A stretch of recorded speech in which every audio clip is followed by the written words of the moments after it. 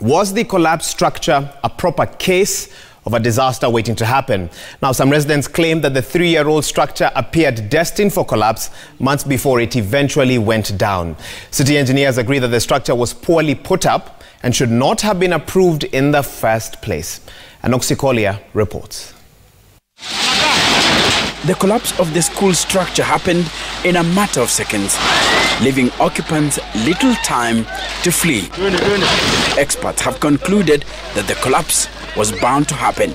Professor Alfredo Menya, an architectural engineer, helps us reconstruct the image of the 2-story structure before it fell to pieces.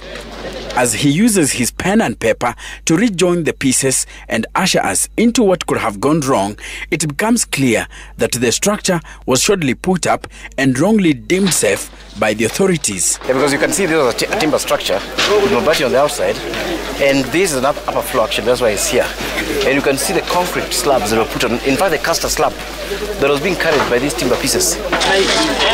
So this is a weight that eventually calmed the whole thing down, because I think they wanted to have a nice floor, and the way of having it was to actually do a slab on top of these timber offcuts. And what was supporting it? Nothing. Even before you put the kids on top, that adds more load. There's no way this structure was going to take care of this load alone. When you have the kids moving up and down, there's stress. If you look at something like this, and look at something like this, you can see, and look at something like that, you can see that this actual material that was salvaged from other places, and then they brought them here and tried to use them to construct shortcuts. Exactly. So you cannot. The material on its own, even before it collapses, cannot act consistently in terms of its structural quality.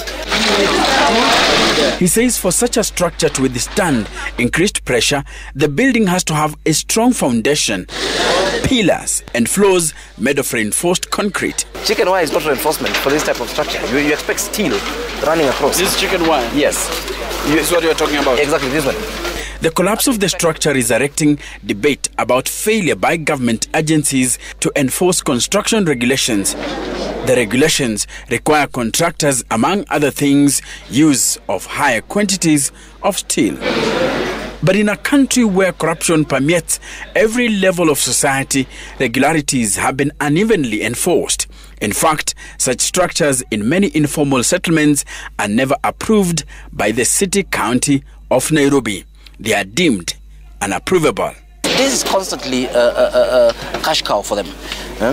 And then secondly, the reason that, okay, fine, those are informal areas, so then we don't enforce. But in fact, there's actually more safety issues in informal areas than formal areas. Formal areas are relatively safe. In this area, for example, school buildings that are not up to standard are common regardless of the material used. Anoxikolia, Citizen TV.